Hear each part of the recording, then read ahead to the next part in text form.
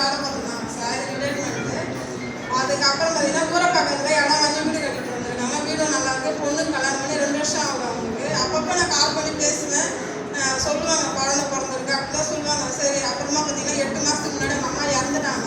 அப்போ நான் கால் பண்ணும்போது ரொம்ப கஷ்டமாயிடுச்சு. எனக்கு வீடு கூட தெரியாதுமா, இல்லைன்னா நான் வந்து பார்த்துட்டு போவேன் அப்படின்னு சொல்லுவேன்.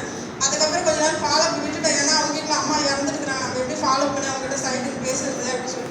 ஆனால் அவங்களே கால் பண்ணி தான்மா எப்படி இருக்கா, பையன் எப்படி இருக்கான், உங்கள் வீட்டுக்காரர் எப்படி இருக்காங்க எல்லாமே விசாரிப்பாங்க. அதுக்கப்புறம் நான் சார்கிட்டலாம் நம்பர் கொடுத்து பேச வைப்பேன். அப்போ ஸ்ரீராம் சார் எனக்கு திட்டுவாங்க.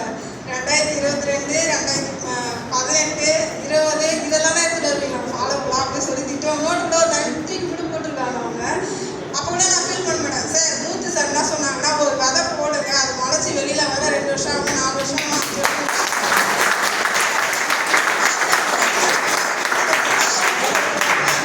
ஏதோ இருந்தாலும் நான் கலை சார்கிட்ட சொல்லுவேன். நான் செம்ம திட்டு வாங்குவேன். நான் பேசாத பேச்சே கிடையாது, அழுவேன். மூத்து சார்கிட்ட கமெண்ட் பண்ணுவேன். உங்கள் பிரச்சனையில இடத்துல வந்து என்கிட்ட சொல்லாத அப்படின்னு சொல்லுவாங்க. ஆனால் அதே மீறி நான் ஒரு இடத்துல நான் நிற்கிறேன்னா ஃபுல் டீம் சப்போர்ட்டு தான். எனக்கு இப்பயும் தோல் கொடுப்பான் தோழன் அப்படின்வாங்க. அதே மாதிரி எம்டி சார் கூட நான் வந்த புதுசில் 3 நாள் கழிச்சு நான் வேலையை விட்டு நின்றுட்டேன். நான் வரமாட்டேன் அப்படின்னு சொல்லி, எனக்கு சேலரி வேணா, எனக்கு கமிட்மெண்ட் வாடகைலாம் கொடுக்கணும் அப்படின்னு சொல்லிட்டு. அப்போ மூத்தி சார் கூப்பிட்டு போய் என்னை உட்கார வச்சாங்க எம்டி கிட்ட.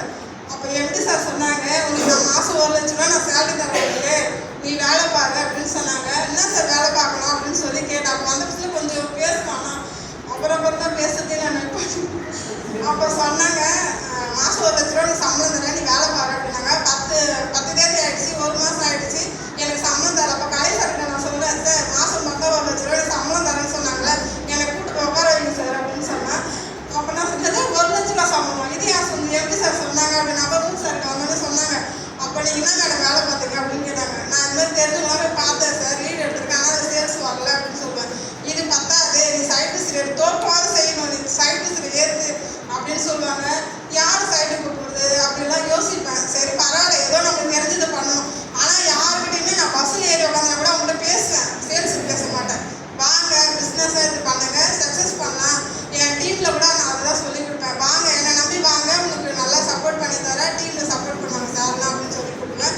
ஒரு சிலர் அதை எடுத்துப்பாங்க, ஒரு சிலர் அதை அப்படின்னு சொல்லிட்டு போயிடுவாங்க. அது எனக்கு பிரச்சனை இல்லை. எனக்கு என் டீம் ஃபர்ஸ்ட்ல இருக்கணும் அப்படின்னு சொல்லிட்டு தான் எப்பவுமே ஃபோக்கஸ் பண்ணுவேன்.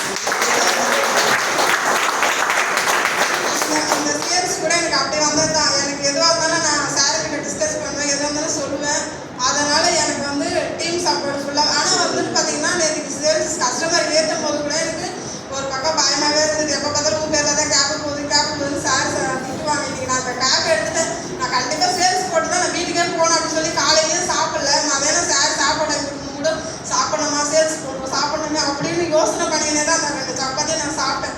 எனக்கு ஒரு சேல்ஸுக்கு ஒரு அந்த குரூப்பில் மெசேஜ் வரலாம் பார்ப்பேன், என் டீம் வரலையே அப்படின்னு சொல்லி எனக்கு நானே இது பண்ணேன். ஆனால் இது கண்டிப்பாக சேல்ஸ் நான் போட்டே ஆகணும் அப்படின்னு ஒரு வைராகத்தை. அவங்க வந்து காந்தி நகர் தான் புக் பண்ணுவாங்கன்னு நான் டெஸ்ட் பண்ணேன். ஆனால் பார்த்தீங்கன்னா எல்லாம் 3 சைட்லையுமே புக் பண்ணாங்க.